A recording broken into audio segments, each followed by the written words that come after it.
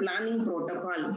Now, I will just go to very few protocols where we need to change the existing protocol or modify the protocol. Now, every center has its own protocol, right? So what I'm saying is you will have to strictly adhere to those protocols, but slight modifications are required based on the clinical indication. As technologists, you can't be just blindly doing a study. You need to see the request form. What has the consultant asked? An MRI brain, fine, but an MRI brain can be done in different ways. There are different sequences. You cannot be doing all the sequences all the time. So you need to know what the clinician's demand is. What is the patient's symptoms? What are they clinically suspecting? For example, they would have asked MRI brain.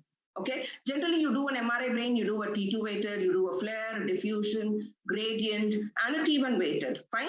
But then if the request says a clinician might not be specifically mentioning it as a pituitary macroadenoma, fine. In that event, what you need to do a CELA protocol or a pituitary protocol, particularly because it's an adenoma that they're looking for, you need to do a dynamic study or a dynamic contrast examination. So you have tailor-made protocols in your institution, but then you can't be looking on for a radiologist for a routine study. So you need to know the indications and you need to know if there is any modification in the existing protocol, you need to do it then and there. Okay, so we'll see one by one, right?